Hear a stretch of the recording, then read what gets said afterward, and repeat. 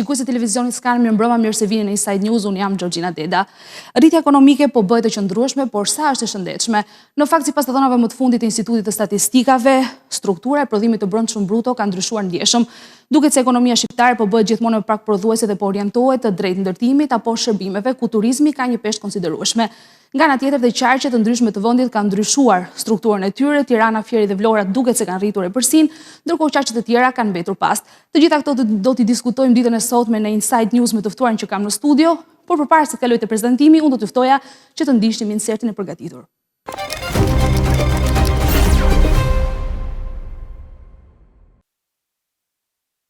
Sektori i bujqësisë dhe industria po përballen me një krizë që po ndryshon edhe strukturën e ekonomisë shqiptare. Sipas të dhënave më të fundit të Institutit të Statistikave, bashkimi i dy sektorëve që lidhen kryesisht me pasuritë e patundshme dhe ndërtimin, ka ngaluar në rënditje sektorin tradicionalisht me më shumë punonjës, bujqësinë. Ekonomia po orienton gjithmonë më shumë aktivitetin drejt ndërtimit, turizmit dhe tregtimit të pronave. Të dhënat e Institutit të Statistikave tregojnë se pesha e bujqësisë në prodhimin e brendshëm bruto po zbehet vit pas viti, duke lënë hapësirë sektorit të ndërtimit dhe turizmit. Sektorët që historikisht kanë krijuar ekonomi, vende pune dhe kontribut në prodhimin kombëtar, po përjetojnë një krizë të thellë, duke ndikuar negativisht dhe në rritjen ekonomike. Vetëm në 6 mujorin e parë të këtij viti bujqësia u tkur me 2.6%, krahasuar me të njëjtën periudhë të vitit kaluar, ndërkohë që industria ra me 3.7%. Për vitin 2024, bujqësia përbënte 15.45% të prodhimit të brendshëm bruto, ndërtimi me 11.92%, ndërsa aktivitetet e pronave 4.95%. Së bashku, ndërtimi dhe pasuritë e patundshme përbëjnë 16.59% të PPB-s,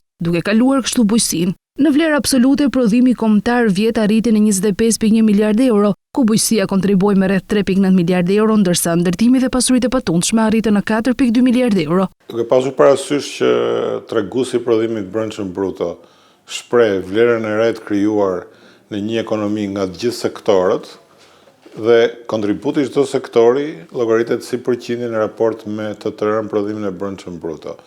E parë në këtë këndvështrim, ulja e peshës specifike të bujqësisë në strukturën e prodhimit brendshëm bruto të vendit tregon që sektori i bujqësisë në të gjithë kompleksitetin e tij ka pasur dinamik më të ulët, ka kontribuar më pak, jo vetëm në vlerë absolute, por edhe në vlerë relative, sepse edhe po ti referohesh shifrave me çmimet reale, prap ka një ulje prej minus 2% në raport me një vit më parë. Pra, tregon që është një sektor që nuk ka dinamikën e rritjes dhe dinamikën e zhvillimit, siç kanë shumë sektorë të tjerë të ekonomisë shqiptare. Për sa i përket peshës, pastaj relative në prodhimin e brendshëm bruto, natyrisht ky është një tregues jo vetëm negativ, pse ka një rënje, sepse mund të kenë sektorë të tjerë më dinamik të ekonomisë që janë zhvilluar, janë zgjeruar më shumë. Ajo që është më shqetësuese në rastin e sektorit bujqësisë është pikërisht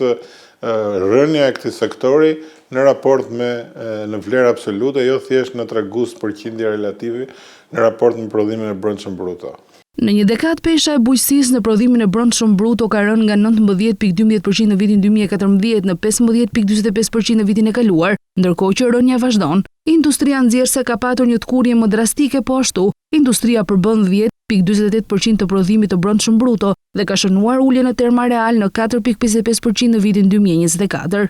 Nga ana tjetër, po të flasim për sektorin e tregtisë dhe turizmit, pesha vlerësohet në 19%. Pikërisht një nga vlerat që ka treguesi i GDP-s ose i PBB-s është pikërisht fakti që të dërgon mesazhe të qarta se si është struktura dhe edhe dinamika e sektorëve të veçantë të ekonomisë.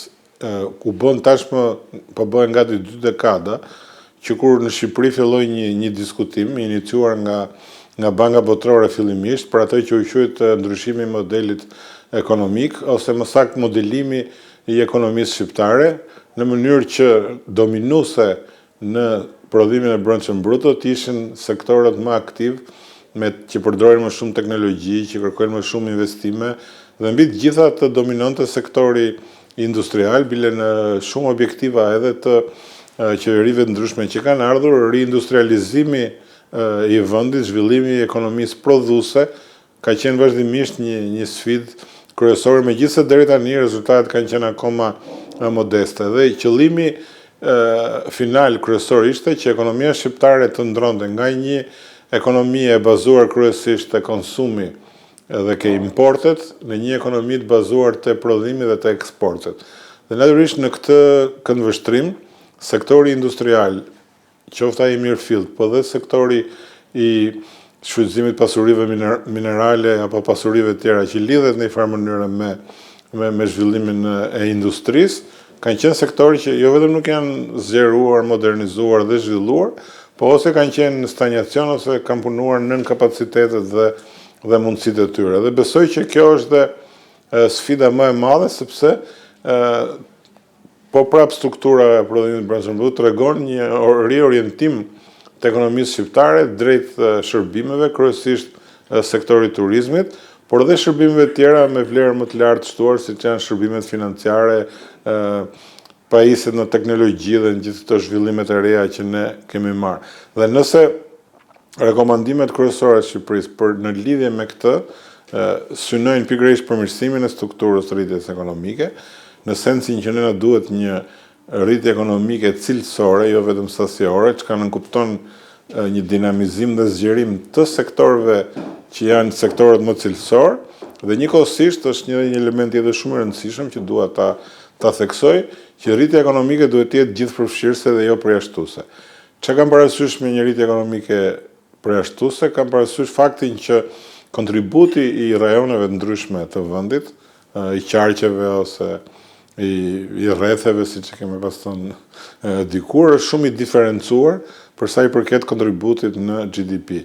Çka tregon një rritje ekonomike të koncentruar kryesisht në disa zona të vendit, duke lënë në një dinamik shumë të vogël zhvillimit ekonomik zona të tëra të vendit, sidomos Shqipërinë Verilindore, një pjesë Shqipërisë mesme, të cilat edhe në llogaritjen e jo vetëm të GDP-ve lokale, po dhe po të shikosh origjinën e eksporteve, përdorimin e importeve dhe shumë drejtimin e investimeve, kanë diferencime të mëdha nga njëra zonë në tjetrën.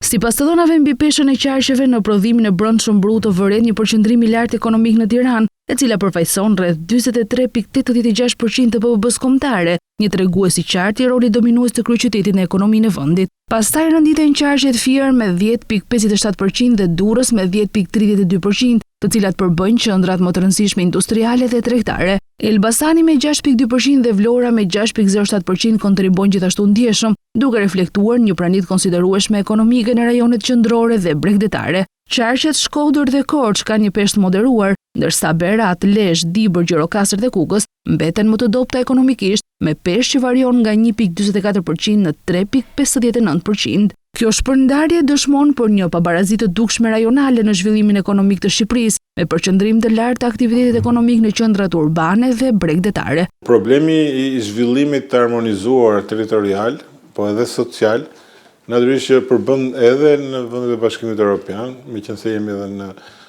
momentin e hapjes grup kapitujve dhe pjesa e konvergjencës ekonomike, apo ajo që quhet tisy social, pjesa e harmonizimit social është shumë e rëndësishme. Kjo reflektohet edhe nga vetë GDP-ja, po dhe nga mënyra se si shpërndahet zhvillimi në mënyrë më të harmonizuar për gjithë shtresat sociale, për gjithë llojet e biznesit dhe mbi të gjitha në mënyrë më të harmonizuar nga pikpamja territoriale. Neve kemi shumë tregues që na japin informacion të saktë që niveli kryesor i zhvillimit, i punësimit, i përqendrimit investimeve, po bëhet në pjesë shumë të ngushta të territorit, në rreth 20-25% territorit, mund të kenë rreth 80-90% të investimeve dhe të kontributit që kanë në GDP. E njëjta gjë është dhe po të shikojmë strukturën e bizneseve, janë një kategori biznesesh të mëdha dhe shumë të mëdha që kontribuojnë ndjeshëm mbi 70-80%, megjithëse ato vetë zënë 3-4% në strukturën e bizneseve, dhe në qoftë se situata është e tillë, natyrisht që përfituesit, ata kontribuesit më të mëdhenj duhet të jenë dhe përfituesit kryesor nga prodhimi i brendshëm brut dhe nga gjithë procesi i rishpërndarjes që bëhet. Kështu që në këtë sens, edhe kategoritë të tëra të biznesesh, edhe grupesh sociale, apo dhe zona të tëra të territorit të vendit janë një diferencë shumë të madhe në dinamikën e tyre të zhvillimit dhe të investimeve, përsa i përket zhvillimit ekonomik që ju sapo përmendët. Sektori i ndërtimit dhe i pasurive të paluajshme vijojnë të jenë ndër kontribuesit më të mëdhenj në strukturën e ekonomisë shqiptare, pavarësisht luhatjeve midis qarqeve. Ndërtimi shfaq një peshë dominuese sidomos në zona si kryeqyteti apo qarqet bregdetare, ku rritjet janë të forta dhe tregojnë fluks të vazhdueshëm investimesh private dhe shtetërore. Ky sektor po funksionon si motor i rritjes duke shtyrë përpara punësimin, qarkullimin e kapitalit dhe kërkesën për materiale dhe shërbime mbështetëse. Në të njëjtën kohë dhe pse aktivitetet e real estate shfaqin rënje të peshës në disa qarqe, ato mbeten të lidhura ngushtë me ciklin e ndërtimit dhe përfaqësojnë ende një kanal të rëndësishëm investimi, sidomos në zonat urbane dhe turistike. Kombinimi i dy sektorëve ka krijuar një strukturë ekonomike që mbështetet fuqishëm në zhvillimet imobiliare, duke orientuar rritjen e prodhimit të brendshëm bruto drejt aktiviteteve që gjenerojnë vlerë të menjëhershme, por që sjellin në fakt sfida për balancën afatgjatë e ekonomisë dhe shpërndarjen e qëndrueshme të zhvillimit nëpërmjet qarqeve. Ndërtimi vazhdimisht, paktën në 20 vitet e fundit, ka qenë një sektor që është luhatur në vlera 8-10-11%, pra nuk është se ka një ndryshim të madh si strukturë në përqindje për sa i përket zhvillimit të sektorit. Efektin më të madh në vitet e fundit e kanë dhënë pasuritë e paluajshme, sepse ka qenë një treg shumë dinamik me çmime të larta, dhe natyrisht kjo është reflektuar dhe në kontributin e tij. Nga ana tjetër duhet kemi parasysh që kur flasim për ndërtim si sektor, nuk është vetëm ndërtimi i banesave apo i apartamenteve, por është gjithçka që ka lidhje me ndërtimin, edhe infrastruktura dhe shumë elementë tjerë që futen ke ndërtimi. Aq më tepër që edhe gjatë periudhës së Covidit, po edhe më vonë kur ne kemi kaluar periudha të vështira dhe gati krize, ndërtimi ndoshta ka qenë sektori që nuk është prekur, ka tregon që është një sektor që vazhdon të thithë investime të shumta, pavarësisht se në disa raste edhe burimi i tyre mund të jetë i dyshimt ose i informal.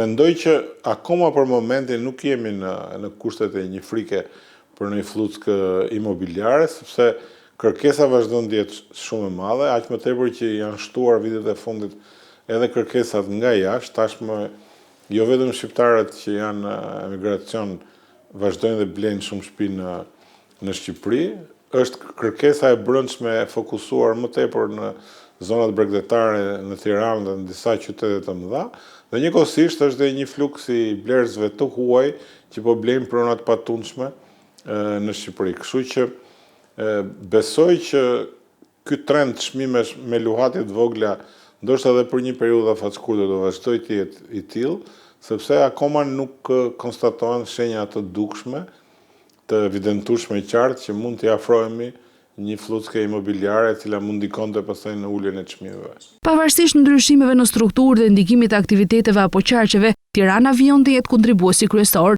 Analiza e strukturës së vlerës së shtuar bruto tregon se segmentet që kanë përforcuar më shumë rolin ekonomik të Tiranës janë turizmi, tregtia dhe shërbimet. Grupi i aktiviteteve që përfshin tregtinë me shumicë pakicë, transportin, hotelerin dhe shërbimet ushqimore ka qenë kontribuesi më i madh në prodhimin e brendshëm bruto, duke arritur në 24.2% e ekonomisë së Tiranës, niveli më i lartë i 5 viteve të fundit. Rritja e dukshme shënon edhe sektori i shërbimeve profesionale, teknike dhe administrative, i cili arrin në 13.4%, duke reflektuar zgjerimin e tregut të punës, konsolidimin e bizneseve të shërbimit dhe një orientim gjithmonë më të madh të ekonomisë drejt sektorëve me vlerë të shtuar dhe ekspertizë. Në vitin 2023, struktura e vlerës së shtuar bruto në Tiranë paraqitet se më poshtë, bujësia, gjuetia, pyet dhe peshkimi me 2%, industria me 10.6%, ndërtimi me 16.7%, ndërsa grupi aktiviteteve të tregtisë, transportit, magazinimit, hotelerisë dhe shërbimeve ushqimore arrin në 24.2%. Komunikacioni përfaqëson 5.4%, aktivitetet financiare dhe të sigurimit arrin në 1.6% dhe aktivitetet e pasurive të paluajshme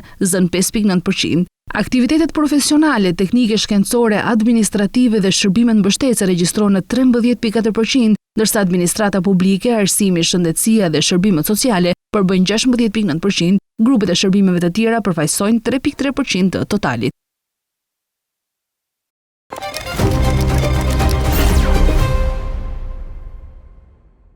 Jemi rikthyer në studio, kam kënaqësinë të kem me mua Fatos Çoçolin, ekspert ekonomie dhe një mik koleg i mirë i televizionit Skan. Fatos, faleminderit për prezencën tuaj në kësaj Faleminderit Gjorgjina për ftesën.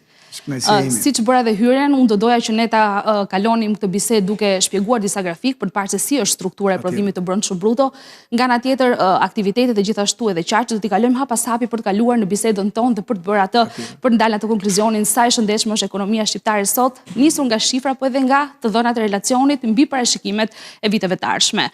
Para pak ditësh, Instituti i Statistikave nxori publikimin mbi GDP-n rajonale, ku analizon vlerën e shtuar dhe peshën që kanë qarqet. Në fakt, ishte një publikim me pak vonesë. Unë dua të theksoj që të gjitha dhënat që ne do të shohim grafik pas grafiku janë të Institutit të Statistikave, dhe është një sajt zyrtar që ne duhet të referohemi se sa jemi ne se sa biem dakord me metodologjinë apo shifrat që dalin. Kjo është një analizë tjetër, megjithatë le të referohemi shifrave zyrtare. Shohim që bujqësia, pyet dhe peshkimi është një aktivitet që gjithmonë ka patur një peshë të rëndësishme në GDP-n dhe në ekonominë shqiptare. Megjithatë, çka reflektohet pra, qofse marrim në konsiderat një dekadë, shohim që bujqësia, pyet dhe peshkimi ka ulur ndjeshëm peshën dhe aktualisht kemi një vlerë për 15.5%, ndërkohë ka qenë 20%, 19% para një dekade. Por jo vetëm që ka ndryshuar në strukturë, sepse duhet marrim në konsiderat faktin që për shkak të rritjes së aktiviteteve të tjera, bujqësia mund të bjeri, megjithatë edhe rritja reale, pra nëse i referohemi kësaj vlere, bujqësia paraqitet me rënje dhe kontributi gjithashtu negativ. Çka shohim në këtë grafik është fakti që ndërtimi dhe aktivitetet e pasurive të paluajtshme, qoftë i mbledhim të dyja bashk, kanë kaluar peshën e bujqësisë, pra që ka qenë sektori kryesor, ndërkohë tregtia, akomodimi dhe shërbimi ushqimor ka një vlerë për 19% që është dhe zëri me peshën më të madhe pra në këtë strukturë. Qofse kalojmë te grafiku i dytë do shohim atë për cilën unë theksova, pra rritjen reale, ku shohim që bujqësia, pyet dhe peshkimi kanë rënë me 2%, sa i përket gjithmonë vitit 2024, por edhe për 6 mujorin e parë sipas vlerave të Instat përsëri paraqitet me rënje. Nga ana tjetër, industria po ashtu është një sektor që ka rënë ndjeshëm në peshë për gjatë një dekade dhe bie vit pas viti vitet e fundit, çka do thotë se ekonomia shqiptare bëhet më pak prodhuese, ndërkohë edhe rritja reale e vitit 2024 krahasuar me vitin 2023 ka rënë me 4.6%. Kemi dhe informacionin dhe komunikacionin, që është në fakt e çuditshme për sa i përket këtij sektori, sepse ka qenë një sektor që ka performuar mirë vitet e fundit. Megjithatë kemi një rënje sa i përket vitit 2024 dhe kemi administratën publike dhe arsimin që ka rritjen më të lartë për shkak të rritjes së pagave dhe për shkak të gjithave ndryshime pozitive që kanë ndodhur në administratë, dhe nga ana tjetër kemi tregti dhe akomodim ushqimor që ka rritje me 5.5%, po ashtu aktivitetet shkencore profesionale një rritje goxha të lartë dhe artë, argëtim dhe çlodhje, po ashtu ka një rritje. Theksojmë që ky grup ka edhe rritjen më të madhe të çmimeve kohët e fundit. Nga ana tjetër, nëse flasim për kontributin, shohim sërish që administrata dhe tregtia dhe shërbimi, pra kryesisht shërbime dhe turizmi, kanë kontributin më të lartë, që do thotë se po bëhet pra shtylla kryesore e ekonomisë. Ndërkohë, nga ana tjetër, unë do doja që të kalonim në grafikun e fundit ku i referohet qarqeve, për të parë se si e ka rritur Tirana e përstin në ekonominë shqiptare, pra ka rritur monopolin e saj, nëse milion ta quaj kështu, ndërkohë nga ana tjetër kemi Fierin, një peshë konsiderueshme, dhe Durrësin, që janë tre qarqet më të mëdha. Fierin ndërkohë po ashtu krahasuar me vitin 2023 ka rritur po ashtu peshën, pra në strukturë gjithashtu edhe vlerën.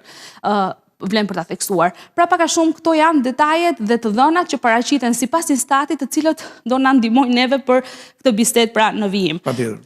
Unë e theksova fatos që më herët edhe në relacionin e projekt buxhetit thuhet që ka një parashikim për rritjen ekonomike nga 3.9 deri në 4 dhe për 3 vitet e ardhshme, që do thot pra është një vlerë që varion në këto shifra. Dua ta nis me pyetjen, a mendon se nisur nga këto shifra kemi të bëjmë me një rritje cilësore? Momentin e parë që përmende sa i shëndetshëm është rritja, sa i shëndetshme është ajo, Gjorgjin, te vlerën kryesore të një rritje ekonomike. Ne duhet ta shikojmë atë si të dobishme për rritjen e mirëqenies së qytetarëve. Aty është shëndeti i mirëfillt. Jam shumë dakord që shëndeti lidhet dhe me qëndrueshmërinë. Pra kur ke një rritje që me kalimin e viteve të është e qëndrueshme dhe është diku te 3.5-4%, sapo përmendë edhe projeksioni që është 3.9-4% për këtë vit, ne e dim fare mirë cilët sektor kanë ndihmuar në këtë rritje, e kanë ushqyer këtë rritje, por ama pyetja është sa e shëndetshme në kuptimin sa e dobishme është për qytetarët. A prodhohet vërtet në mirëqenie në xhepat e qytetarëve? A prodhon mirëqenie në radhë të parë për shumicën e qytetarëve tanë, apo prodhon mirëqenie vetëm për një grup të caktuar qytetarësh, le të themi ata më të pasurit. Kështu që këto shifra të Instat na ndihmojnë për të parë më shumë ku qëndron pesha e rajoneve të vendit ton ku prodhohet pjesa më e madhe e vlerës së shtuar që quhet prodhim kombëtar GDP, por edhe nga ana tjetër na tregon edhe në cilët sektor prodhohet kjo vlerë. Por ende Instat nuk na ndihmon dot për të kuptuar nëse kjo vlerë e shtuar që është rritja ekonomike ka ndihmuar, le të themi 20.000 apo ka ndihmuar 100.000 apo 200.000 qytetarë tanë që të rrisin dhe ata nivelin e mirëqenies. Në fakt, nisur sërish nga të dhënat të tjera të Instat, që është anketa e nivelit jetesës apo anketa e shpenzimeve, ka ndryshime shumë të vogla, me vlera shumë të vogla, që do thotë se rritja aktuale ekonomike nuk është se po reflektohet në mirëqenie të lartë, paktën krahasuar me vendet e rajonit. Si shikoni ekonominë shqiptare fatos në këtë moment krahasuar me vendet e rajonit, paktën rritjen ekonomike? Në fakt, institucione që parashikojnë dhe bëjnë projekcione për të ardhmen, e nxjerrin Shqipërinë më mirë dhe Kosovën, megjithatë si reflektohet në mirëqenie, si e shikoni këtë? Është një rritje ekonomike që nuk duhet ta na gënjej, Gjorgjin, në kuptimin që kjo është një rritje, dakord, jemi në një moment të mirë ekonomik, kemi të gjithet kemi thënë, madje jemi lodhur duke thënë që turizmi dhe ndërtimi janë ato sektor që vërtet janë lokomotivat e rritjes sonë, po sa paratë fituara nga ky turizëm dhe ky ndërtim, ky proces ndërtimi kalojnë në ata që janë qytetarët tanë me të ardhurën më të pakta. Atje përmendet me shumë të drejtë që kemi një risi pozitive që të ardhurat e shtuara në administratën publike kanë ndihmuar në rritjen ekonomike. Dhe këtu pa diskutim që rritja e pagave, sidomos gjatë viteve 2023-2024, e ka dhënë rezultatin e saj. Edhe për vitin e ardhshëm sërish rritja e pagave e deklaruar do të na ndihmojë.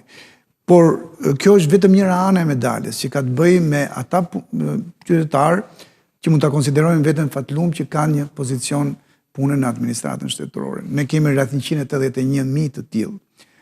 Kuptohet që jo 181.000 familje, sepse kemi dhe familje që qoftë bashorti, qoftë bashortja, të dy, si thua, janë të punësuar në shtet. Kështu që gjykoj se është, si thua, në nivel të rritjes së mirëqenies së qytetarëve, rritja e pagave në shtet, shikojmë që kemi edhe një rritje, po jo aq të madhe nga ana e sektorit privat. Dyja këto të japin sinjale të dobishme dhe të shëndetshme për ekonominë tonë që kemi një rritje të lehtë të ardhurave të qytetarëve, por kemi dhe inflacionin, kemi edhe çmimet e rritura shumë, sidomos gjatë periudhës 2022-2023. Kështu që sfida qëndron e gjitha atje. Megjithatë, në tërësi do të thoja që kjo është një rritje, ti e the shumë drejt, e qëndrueshme dhe e dobishme. Por jo mjaftueshëm. Jo mjaftueshëm që të themi ato familje që rrezikojnë për të hyrë në varfëri të distancohen çik më tepër me të ardhurat e tyre, t'i largohen, si thua, qerthullit dhe rrezikut të rënies. Po sa mendon fatos se duhet të jetë rritja reale e prodhimit brendshëm brut, rritja ekonomike që të reflektohet në xhepat e qytetarëve? Unë do të parapëlqeja edhe një rritje 4%, Gjorgjin, por që të vinte nga industria jonë prodhuese, sepse aty është vlera e shtuar më e madhe dhe aty kuptohet që të ardhurat shpërndajnë pak më në mënyrë të drejt për drejt dhe të dobishme, të shëndetshme për pjesën më të madhe të qytetarëve tanë. Dhe në afat gjatë sigurisht që ajo është që e bën një ekonomi me vlerë më të shtuar. Ne kemi turizmin, asgjë diskutohet, por ka shumë njerëz që e njohin mirë turizmin dhe të thonë që me turizëm nuk bëhesh i pasur si vend. Pra me turizëm nuk arrin dot të rrisësh të ardhurat e pjesës më të madhe të popullsisë tënde në mënyrë të ndjeshme. Mund ta bësh vetëm me industrinë prodhuese. Për shkak se ka edhe sezonalitetin, ndërtimi, shërbimet kanë edhe sezonalitetin, frikën e sezonalitetit në mes. Prandaj shumë ekspert e theksojnë këtë. Ne pam në grafikun e parë që bujqësia ka humbur ndjeshëm terren, duke rënë, pra gjithashtu edhe industria, duke rënë në vlerat minimale të tyre sa i përket strukturës, por e theksuam edhe për shkak të rritjes ekonomike. Sa e shëndetshme është kjo në afat gjatë, pra për ekonominë shqiptare, dhe çfarë politikash duhet ndjekim në mënyrë që të kemi sërish këtë sektor të fuqizuar, duke marrë në konsiderat dhe faktin që edhe numri më i lartë të punësuarve pikërisht pra gjenerohen nga këto dy sektor kryesor të ekonomisë shqiptare. Si shikoni këtë? Bëre pyetjen kyçe për mendimin tim dhe të faleminderit që më bëri këtë pyetje, Gjorgjin, që ka të bëjë me atë se sa të shëndetshëm dhe të dobishëm do ta kemi rritjen ekonomike në vitet që vijnë, që janë sfida kryesore madhore jona. E para ka të bëjë me bujqësinë. Bujqësia tjetë me të drejtë që ka rënë si peshë të prodhimit të shtuar që ajo jep në prodhimin e shtuar përgjithshëm që është GDP-ja, që është prodhimi i brendshëm bruto i vendit, dhe pritej që të binte sepse sektor të tjerë si ndërtimi e ka rritur shumë më tepër kontributin, gjithashtu edhe pjesa e shërbimeve, meqense Instat nuk e mat direkt shërbimet turistike, por i fut brenda tregtisë dhe shërbimeve. Dhe aty ne kemi një rritje të ndjeshme, të fortë. Dhe për shkak se rritja e tyre është shumë më e lartë gjatë tyre 2-3 viteve të fundit, edhe bujësia nga niveli 17-18 tani është 15.5%. Sepse ulja e saj nuk është në këto masa. Domethënë nuk është se është ulur, Gjorgjin, le të themi në nivelin 10%. Ka rënë pesha për shkak të rritjes së sektorit të tjerë, po. 10% dhe nga 10% që ka rënë, që do ishte vërtet një ulje shumë e madhe, ulje në rast të krizash, nuk e kemi të tillë.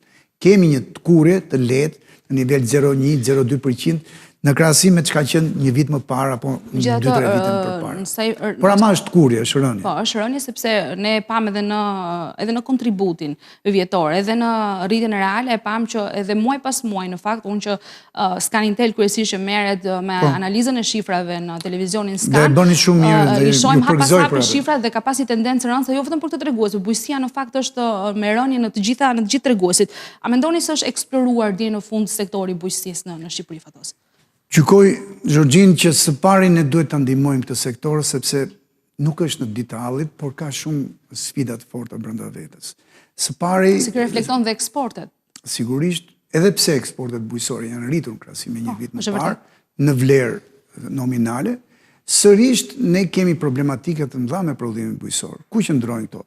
E para është ne kemi marrë deri përpara 2 vjet e gjysmë, 3 vitesh, Gjorgjin, kemi marrë sasi të parash të konsiderueshme për bujësinë tonë nga Bashkimi Evropian nëpërmjet fondeve të programit IPART 2. Tani krushit janë ngrirë. Këto fonde për fat të keq nuk i kemi në këto 2 vjet e gjysmë, 3 vite. Dhe neve duhet gjatë kësaj kohe të kishim rekuperuar këto fonde, sepse ato janë realisht që ndihmonin bujësinë tonë. Nga që vinte fondi paraja që jepej pakthim, pra në formën e një granti nga ana e Bashkimit Evropian, ajo pastaj përmes një formule gjithashtu bashkoi me 2 herë më shumë parat e vetë fermerit tonë që investonte, për shembull për një serë, një sipërfaqe të re sere, dhe na krijonte atë efekt të rritjes së prodhimit bujësor. Tani këtë nuk e kemi dhe kjo ka ndikuar që prodhimi bujësor të mos jo vetëm të mos rritet, por edhe të bjerë shumë pak. Ka dhe shumë arsye tjera, por kjo arsye është diçka e tillë që vendimarrja publike e jona për ekonominë Gjorgjin duhet të bëjnë shumë kujdes që t'ja kthente këto para në një mënyrë ose në tjetër. Është përpjekur buxheti i shtetit, ka rritur qoftë subvencionet drejt për drejta edhe me këtë projektin që tani është prezantuar nga banka jonë qendrore të 250 milion eurove, çerek miliard euro çdo vit, si thua, është provuar të ndihmohet, por kjo ndihmë nuk ka qenë deri tani e efektshme. Kjo është arsyeja pse bujësia ka nevojë ende për subvencione më shumë. Në mënyrë që vërtet humbi, le të themi, nëse janë 94 milion euro, 3 vitet që kemi humbur deri tash nga paratë që do na vinin nga Bashkimi Evropian, nga projektet, nga IPART 2 që do të përfundojë dhe nisja e IPART 3, këto 94 milion euro duhet të vinin të zëvendësoheshin nga programe të ndryshme nga buxheti i shtetit. Kanë ardhur, por nuk kanë ardhur mjaftueshëm dhe kjo është një nga arsyet pse bujësia jon nuk ka performuar ashtu siç duhet.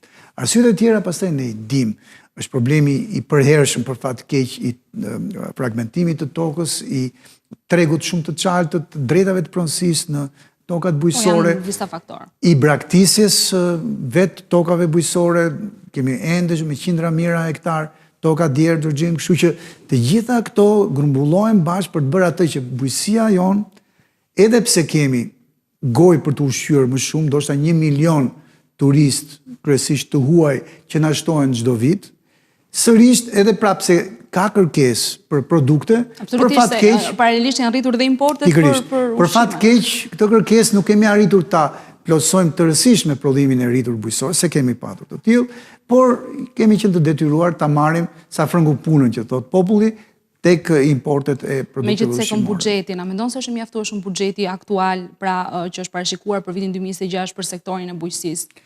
Jo, sa do ta ndihmojë? Është i nënfinancuar në gjykimin tim, ka qenë gjatë gjithë këtyre viteve të fundit për fat keq. I nënfinancuar janë disa si thua shtrëngesa që detyrojnë qoftë qeverinë, qoftë buxhetin e shtetit të mos i japin më shumë bujqësi, sepse është frika se po japin para më shumë, po nuk përthithen.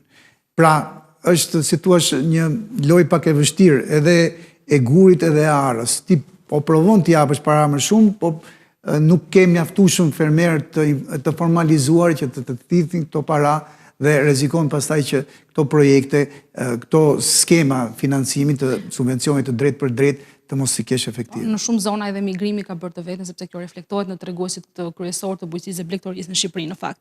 Unë të doja të theksoja të kalonim, para se të hidhemi te ndërtimi për të analizuar, të doja të kalonim tek qarqet që kanë ulur peshën në strukturën, pra në vlerën e shtuar bruto. Për gjithë ata që po na ndjekin, vlera e shtuar bruto krahasuar me strukturën e prodhimit të brendshëm bruto është zhveshur nga taksat edhe nga vlerat e tjera. Më korrigjoni nëse jam. Jo, je shumë korrekt.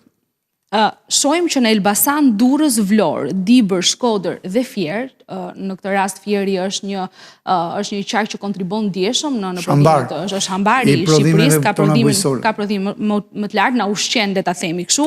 Ka rënë nga 1.9% deri në 5.9% në Elbasan pesha e bujqësisë, pra në vlerën e shtuar të këtyre qarqeve. Si e komentoni në këtë qarqe që, siç e tham, na kanë mbajtur me bukë, shohim që vlen, apo i referohemi sërish faktit që ka rënë në strukturë për shkak të rritjes së. Përmendëm disa faktorë, në fakt faktori që unë e harrova, ti bëre shumë mirë që e përmende që ka të bëjë me mungesën e krahut të punës në bujqësi, është ndoshta përcaktuesi. Sepse shikojmë që këto janë dhe rrethet që qendrat e tyre urbane janë rritur më ndjeshëm. Pra, është rrethi i Elbasanit, kemi qytetin, është rrethi i Fierit, kemi qytetin, por Elbasanas dhe Fierak kanë ardhur në Tiranë sa do më të aq të mira kemi dhe shumë mirë kanë bërë që kanë ardhur, ama kanë ardhur nga zonat rurale, apo kanë emigruar dhe jashtë vendit. Kështu që qoftë emigracioni jashtë vendit, qoftë imigracioni i brendshëm në qytetet kryesore, Tiranë dhe Durrës, se këto janë në rritjen më të madh. Po, është ajo që neve na etkur bujqësinë. Është shkaktari kryesor dhe nuk kemi çfarë të bëjmë asaj, Gjorgjin, sepse nuk mund të detyrojmë të qëndrojnë në fshat kur nuk kanë çfarë të bëjnë në fshat. Dakord, janë nismat e bujtinave, shumë mirë, aty do me thënë mund të arrim të mbajmë, por jo mjaftueshëm. Do të detyroj të kishin ndoshta 10 herë më shumë bujtina se sa që kemi tani, por kjo ka të bëjë edhe me 10 herë më shumë turistë që nuk kemi dot, qoftë nga vendja apo qoftë nga jashtë. Nga ana tjetër, ndërtimi dhe real estate, për aktivitetet e ndërtimit dhe tregtimit të pronave, kanë rritur ndjeshëm peshën e tyre, gjithashtu kanë patur një rritje dhe një kontribut pozitiv. Pyetjemi për këtë është, a ka rrezik mbi nxehje ky treg dhe a është e shëndetshme kjo për një ekonomi si Shqipëria? Rreziku i mbi nxehjes apo i fluskës së ndërtimit, ka qenë kështu si shpata e Damokleut mbi kokën e ekonomisë tonë në këto 5-6 vitet e fundit. Gjithnjë ekonomistët kanë thënë që vitin e ardhshëm do të kemi kaq mbi nxehje të fortë, Gjorgjin, që do na ndodhi kriza që nuk do me thënë e duam, por ama që i friksohemi të gjithë si ekonomistë. Kjo krizë nuk ka ndodhur. Dhe gjykoj se paktën edhe për një 3-4 vite të tjera si zor të ndodh, pra do të kemi një flusk. Sepse kemi gjithnjë më shumë turistë huaj dhe shumë mirë është kjo.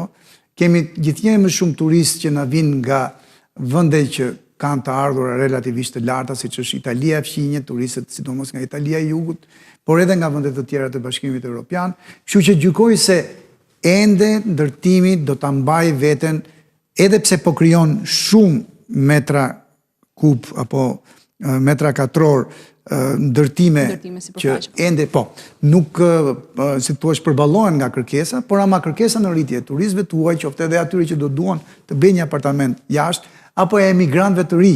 Mos harrojmë, kemi një damar shumë të ri dhe të fortë, me të ardhur shumë të herë më të lartë se si thua damarët e mëparshëm në Greqi apo në Itali, që është damari i Gjermanisë apo i Britanisë së Madhe. Qarqet që kanë rritur vlerën e shtuar, pra strukturën, sa i përket ndërtimit, kemi Dibrën, që unë e shoh çuditshme në fakt, po do doja një koment nga ju, Shkodrën, Elbasanin, Fieri dhe Tirana janë më të kuptueshme pra në këtë aspekt. Dhe kur themi ndërtim, nuk e kemi vetëm për pallatet që ngrihen, e kemi edhe për infrastrukturën, që duhet marrim konsiderat për publikun që na ndjek, që të gjitha këto futen pra te sektori i ndërtimit, ndërkohë real estate pastaj ka të bëjë vetëm me tregtimin e pasurive të patundshme. Pra janë këto qarqet që kanë shënuar rritjen më të madhe të peshës, pra në vlerën e shtuar sipas sektorëve. Po komentojmë Dibrën me qenë se është një rast pak i veçantë. Ti e përmendet shumë mirë. Pra, të ardhurat që kanë ardhur nga ndërtimi i rrugës së Arbrit kanë bërë atë që kanë rritur shumë peshën e ndërtimit, sepse ndërtim nuk është vetëm apartamente, banimi, por janë dhe vepra publike, kryesisht rrugë, ura, çfarë janë veprat e artit brenda një rruge apo aq më tepër kombëtare, siç është rruga e Arbrit. Por të dish apo të dinë të gjithë ata që na ndjekin Gjorgjin diçka që çmimi i një banese sot në Peshkopi, sidomos në qendër të Peshkopisë, është gati dyfishuar vetëm për shkak të rrugës. Pra, kjo e mirë e madhe e rritjes së vlerave të pronave të shqiptarëve, mos harrojmë një gjë që ne jemi ndoshta ndërkombët më lart të renditura për çfarë? Që kemi një pronë private apartament. Ne kemi në nivelin 90% Gjorgjin. Ndërkohë që Maqedonia ka në nivelin e 78% dhe prape ka shumë më të ulët se sa ne. Vendet të tjera e kanë edhe 60%. Pra, ne jemi një kombë që pavarësisht se sa shumë në natyrën tonë kemi sport popullor të qajmi për hallet që kemi, jemi pronar shtëpish. Dhe është një gjë shumë e mirë. Kemi norma më të lartë bashkë me Rumaninë e Europë për të poseduarit pronë, po është e vërtet. Pikërisht, dhe kjo na bën neve të mundur që na garanton të ardhmen praktikisht. Dhe rritja e vlerës së pronës, qoftë në Peshkopi. Edhe na shplodh ekonomikisht disi fakti që jemi pronar dhe jetojmë në shtëpi dhe jetojmë me familje të mëdha. Duhet na shplolte, por kemi atë psikozën të ushqyer edhe nga negativiteti i tepërt, do të thoja, i lajmeve për shtetën vrasje, për dhunime apo vjedhje që ne i frym shumë. Të tjera gjëra bëhen në gjitha anët e botës, por ama mediat, ato strukturat e rrjeteve sociale tregojnë të kujdesshëm mos e nxjerrin të parën, edhe pse si thua shtundimi është shumë i madh se ato shesin më shumë. Pra lajmi negativ gjithnjë është ai që klikohet i pari. Por ama e bëjnë me vetë dije, kanë dhe një kontroll të rreth nga Po drejt është, edhe pse në disa tregues Shqipëria nuk performon mirë, mund të qëndrojë dhe kjo që ju kemi sa të duash probleme, ama të huajt që vinë mrekullohen dhe nuk janë budallë ato, se nuk është se kanë ardhur vetëm në Shqipëri, kanë shërtitur shumë vende të tjera dhe mrekullohen me mjedisin ton, me bukurinë e vendit apo edhe me mënyrën e lehtë të komunikimit tonën edhe praktikisht edhe afeksionin që në një farë mënyrë i japim. Këto janë vlerat tona që duhet të kemi brenda vetes dhe jo vetëm negativitet. Një pyetje të fundit, Fatos, ne pam strukturën e ekonomisë dhe shohim që po ristrukturohet. A mendoni se tashmë ekonomia shqiptare e ka krijuar atë fizionominë e saj, fytyrën e saj? E ka krijuar apo ka rrugë akoma përpara dhe me këto ndryshime duhet kemi këtë qasje? Faleminderit, është ndoshta pyetja më e bukur që më kanë adresuar, të falenderoj për këtë Gjorgjin. Pra, fizionominë ende jemi në kërkim. Për dy arsye shumë të thjeshta. Së pari, kjo është një botë e teknologjisë informacionit dhe sidomos e inteligjencës artificiale. Qeveria jo bëri shumë mirë që dha $10 milion nga buxheti i shtetit, pra nga taksat tona, për startupin e Mira Muratit. Urojmë që jo vetëm diella, por inteligjenca artificiale të futet në çdo por të shpenzimeve tona publike. Gjorgjin se vetëm mirë do na bëj. Edhe fjalënaja e madhe për do të zbresi shumë shpejt për korrupsione, për gjëra. Kemi, sa të duash kemi korrupsion, por ama ndoshta jo aq sa kjo fjalënaj dhe ky negativitet i tepruar. Prandaj gjykoj se ne si ekonomi duhet ta gjejmë veten ku ke startupet, ke inovacioni, tek teknologjia e informacionit dhe sidomos ke inteligjenca artificiale. Shumë prej nesh u tallën sepse jemi mosbesues nga natyra tek diella për shembull. Kur doli ministra virtuale që bëri lajm me gjithë botën dhe bëri lajm pozitiv. Për herë të parë ne kishim 97-ën kallashin dhe diellën e kemi në 2025-ën për 2026-ën. Pra, janë dy lajme që tregojnë ndryshimin shumë të madh të ekonomisë, por edhe të shoqërisë tonë. Jemi ende në kërkim, do të uroja, madje edhe për buxhetin, nuk dua të zgjatem, por vetëm 10 sekonda. Ndoshta 5 fishin të shikoja ke teknologjia e informacionit, investime, pra parat të taksave tona dhe sidomos tek inteligjenca artificiale. Ajo është e ardhmja, madje edhe e sotme e ekonomisë botërore. Ne këtu duhet ta shohim profilizimin ton në të ardhmen. Nuk kemi çfarë të humbim. Voll mbrapa kemi qenë për 30 ca kusur vjet. Fatos, unë të falenderoj shumë që ishe me mua mbrëmjen e sotme në Inside News. Shikues të nderuar, unë ju falenderoj për vëmendjen, në rishjemi të premte në ardhshme.